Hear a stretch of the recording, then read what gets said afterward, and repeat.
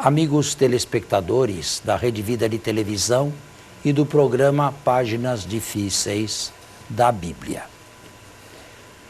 Há pessoas que talvez achem este programa um pouco elevado, ou bastante elevado. Eu queria dizer o seguinte: nada neste mundo é fácil. Matemática não é fácil e, no entanto, necessária, não é? Física não é fácil, química não é fácil, medicina não é fácil, russo não é fácil, alemão não é fácil, psicologia não é fácil, viver não é fácil. Só a teologia tem que ser fácil? Não, ela tem complexidade também.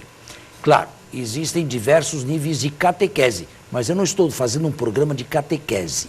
Eu estou fazendo um programa de cultura bíblica. Existe catequese em todos os níveis, desde criancinha até adulto. Eu mesmo, padre, especialista em Bíblia, tenho que me deixar catequizar até o dia da minha morte. Normalmente, eu costumo dizer o seguinte a essas pessoas: se a Bíblia for transmitida apenas de maneira muito simples, muito lá embaixo, sabe o que acontece? Ela fica restrita aos púlpitos e às salinhas de catecismo de cada paróquia. Mas se nós quisermos que a Sagrada Escritura entre em diálogo com as ciências do mundo, que progridem a cada minuto, a cada instante, nós temos que elevar o nível. Nós temos que nos colocar no mesmo nível exigente dos nossos concorrentes em outras matérias. Caso contrário, nós não chegamos até eles, eles não vêm até nós e eles nos taxam de fundamentalistas, de fanáticos, de conservadores, enfim, de infantis que acreditam em bobagens ou acreditam em infantilidades. É por causa disto que um programa como este, eu não acredito que haja muitos programas assim, deste nível aqui. Tem que ser um programa exigente a mostrar, pelo menos a mostrar para o povo, o mundo da cultura do Brasil, que a igreja também é capaz de colocar-se lá em cima e dialogar com eles de igual para igual, sem sofrer influência ou complexo de inferioridade. Está de acordo? Sim. Estou de acordo, sim. Talvez alguma terminologia aí seja mais fácil adequar um pouco mais para facilitar o entendimento, né? Talvez usar o termo prolixo, mas não de uma maneira maldosa, mas para o senhor entender. De qualquer maneira, quando vocês representam o povo, claro que vocês têm uma cultura superior, vocês têm terceiro grau, mas é um programa de nível este aqui, não é? E existem outros programas, a grande maioria dos programas religiosos são de nível mais inferior, mais popular. Muito bem, mas quando estiver alto demais é só dizer, explique melhor ou seja mais claro. Nós terminamos o capítulo 1 dos Atos dos Apóstolos. Isso. E me faltava entrar no capítulo 2, que é a famosa descrição lucana do Pentecostes. Eu insisto, descrição lucana, porque Lucas é o único dos evangelistas e dos escritores do Novo Testamento que periodiza o Pentecostes como 50 dias após a Páscoa e 10 dias após a Ascensão. Os outros escritores não fazem isto. Para João é que o povo não é advertido disto. O Pentecostes se dá na primeira aparição no próprio domingo de Páscoa. não 50 dias depois. Soprou sobre eles e lhes disse: recebei o Espírito Santo. Os pecados que perdoardes serão perdoados. Este é o Pentecostes de João.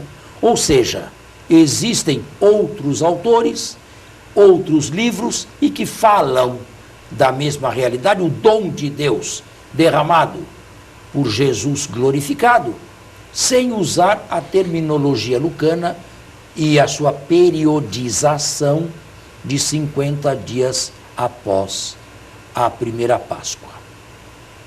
O que Lucas nos fala?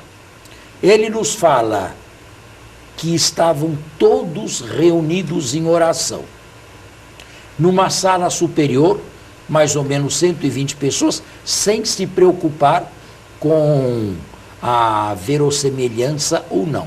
Que sala superior de uma cidade, de uma casa de Jerusalém, do século I, poderia conter 120 pessoas. Lucas não se preocupa com esta verossemelhança. Em segundo lugar, fala-nos de um vendaval enorme e de uma multidão que corre para lá. Como é que uma multidão possa estar diante de uma casa construída numa rua estreita da Jerusalém do primeiro século, também é outra questão na qual Lucas não entra. Dá-nos a impressão de ser uma praça, como a Praça da Sé, por exemplo, mas é claro que não. Terceiro, Lucas fala em judeus de todas as línguas que existem debaixo do sol. Ou seja, de todos os judeus da diáspora. Que houvesse judeus da diáspora em Jerusalém, estou de acordo, mas que todas as raças e línguas estivessem presentes, eu acredito que seja um quadro um tanto idealizado. E, finalmente, fala do Espírito de Deus como língua de fogo, descendo sobre cada um dos presentes. E, para terminar, ainda fala que começaram a falar em línguas. O leitor que lê esta página fica admirado com a sua beleza, com a sua grandiosidade, com a sua profundidade. Mas também tem o direito de saber se tudo isto, como Lucas descreve, aconteceu exatamente assim. Estou sendo claro? Está sendo claro e aprofundando. Bem, por onde eu irei começar? Em primeiro lugar, pelo dia, Pentecostes. Pentecostes era uma festa judaica e, juntamente com a Páscoa, foram as duas festas judaicas que entraram para o calendário cristão, com significado diferente. Era uma festa judaica que, remotamente, significava festa das semanas. 7 semanas após a Páscoa, a colheita das primícias da primavera, por volta de maio, metade de maio, mais ou menos, no calendário lunar dos judeus. Que esta festa fosse celebrada 50 dias após a Páscoa é fora de discussão. Me refiro ao Pentecostes judaico. Além de ser uma festa das semanas, parece que ao tempo de Jesus fosse também uma festa em que se celebrava a aliança de Deus. Mas isto é mais discutível. A festa da aliança de Deus, da primeira aliança ou da aliança mosaica. Isto é mais discutível. Porque a documentação que nós temos é uma documentação que vai não além do século III ou II.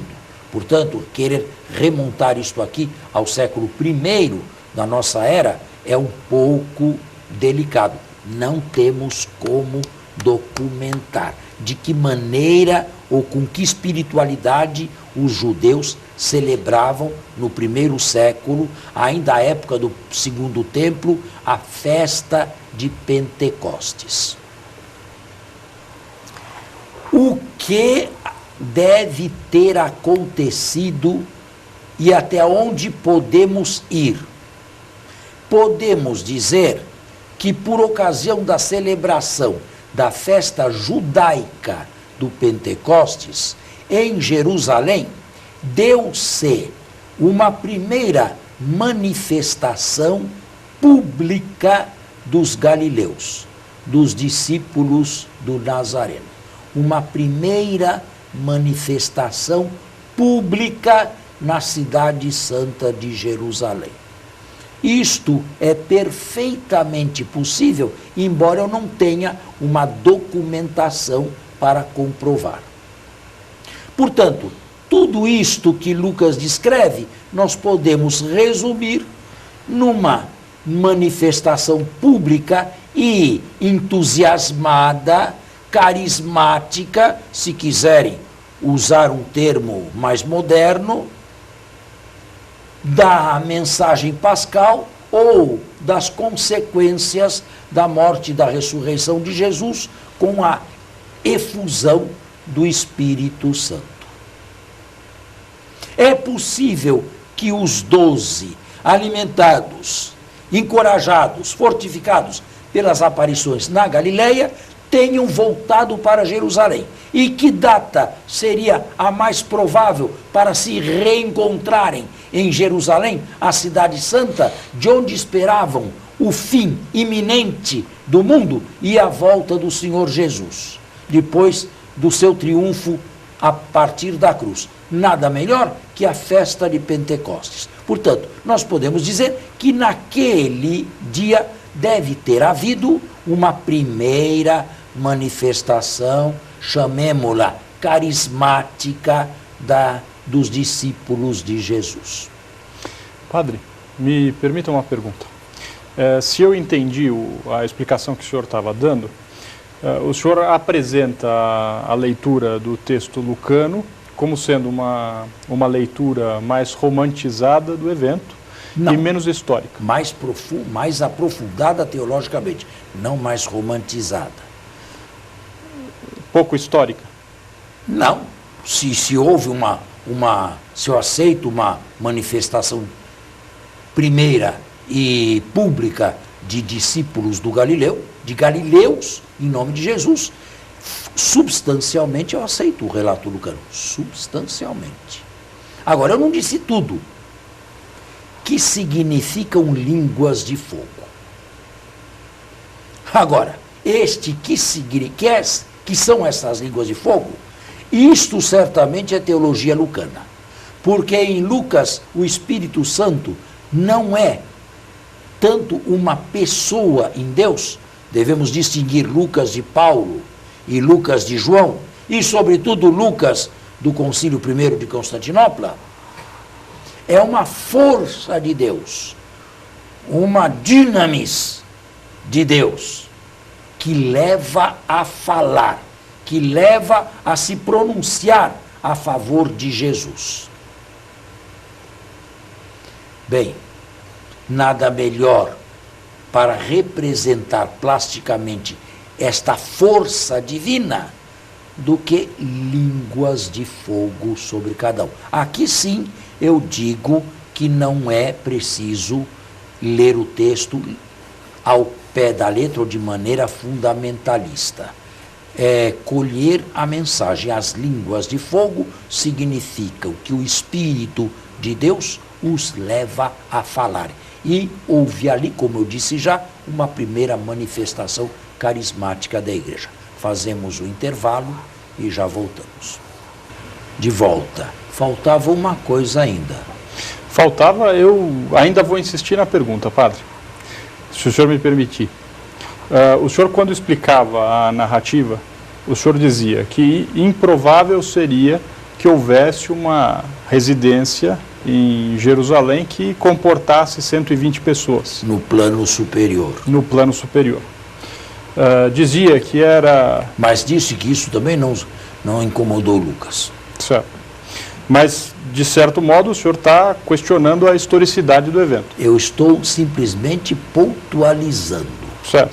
Dizendo que há uma certa dificuldade em se acreditar que naquela época 120 pessoas Mas pudessem isto se não reunir. significa pôr em dúvida todo o conjunto. Não, do de texto. forma alguma, mas nem Eu pretendo estou isso com a pergunta. pôr em dúvida alguns acidentes. Isso. Diz a mesma coisa a respeito da movimentação da massa. E assim, tecer outros comentários. Por aí você vê que Lucas é hiperbólico. Exagerado. Hiperbólico, vamos chamar assim, é melhor. Exagerado é uma palavra que em português soa mal, é meio negativa.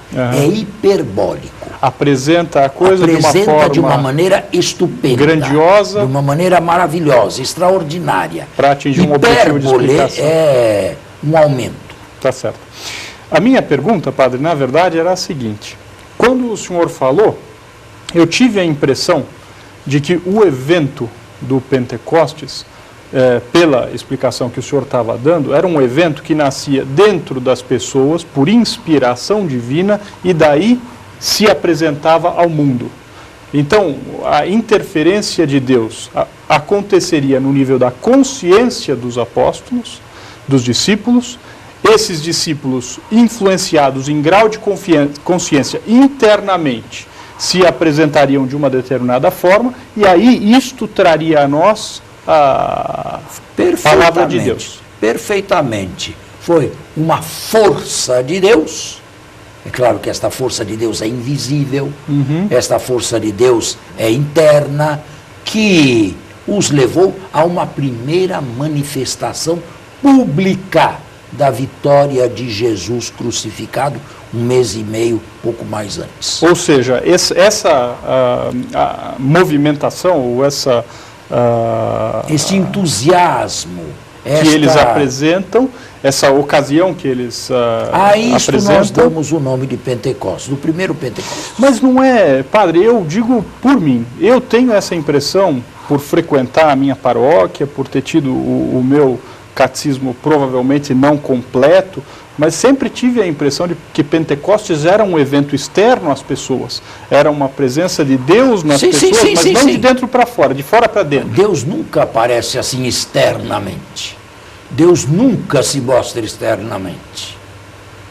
A não ser em textos literários que querem realizar o que nós chamamos impressionismo. Para impressionar, lançam mão de elementos da teofania.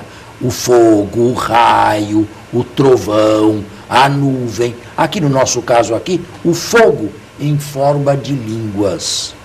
Por quê? É uma maneira de impressionar. É uma maneira de transmitir o intransmissível. Na verdade, o intransmissível é muito mais rico do que você ver uma lingueta aqui em cima da sua cabeça. Mas como eu posso transmitir o intransmissível? Como transmitir neste mundo uma força de Deus ou uma ação divina forte? A não ser lançando mão de meios literários assim, já consagrados para tanto. Não existe outra maneira de eu manifestar o divino sem este gênero literário. Porque Deus quem jamais viu? Deus habita uma luz inacessível. Nenhum de nós viu Deus, e muito menos o Espírito de Deus. Mas naquele momento se criou uma tradição de que houve gente entusiasmada proclamando em alta voz, e sobre o evento pascal, e sobretudo louvando e bendizendo a Deus. A isto se dá o nome de Pentecostes. Eu agradeço pela explicação, porque para mim é uma aula extremamente profunda e extremamente significativa, porque me parece que a gente está sempre buscando Deus externamente em sinais, a gente está sempre buscando Deus em milagres que ocorrem longe da gente, mas a gente deixa de buscar Deus dentro das nossas consciências e dos nossos espíritos na nossa conversão diária. Deus só se manifesta através dos seus gestos, que podem ser captados indiretamente, não diretamente. Você não tem um acesso direto a Deus, você tem um acesso indireto. Mas faltou ainda o fenômeno do falar em línguas. Aqui, Lucas usa, em poucos versículos, 3 expressões diferentes. Eles começaram a falar em línguas, depois, cada um ouvia na sua própria língua. Terceiro, cada um falava na língua dos seus ouvintes. São 3 coisas diferentes. Como explicar isto aqui? Não é possível que Lucas se contradiga tanto em 3 versículos sucessivos. Provavelmente, Lucas desconhecesse o fenômeno da glossolalia, como vem descrito lá na carta aos Coríntios, 1 de Paulo.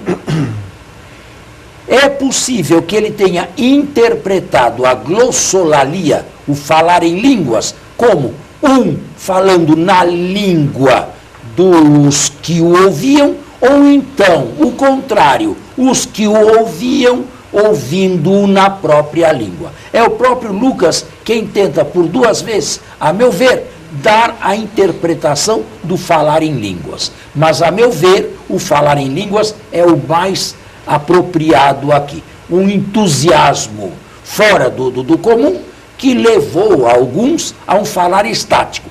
Tanto é verdade que, nos Atos mesmo, dizem lá, os da oposição, eles estão embriagados, beberam demais e são apenas 9 horas da manhã. Temos que encerrar o nosso programa e voltaremos no próximo domingo, se Deus quiser. Bom domingo, boa semana, até o próximo programa. Um bom domingo a todos e até o nosso próximo programa.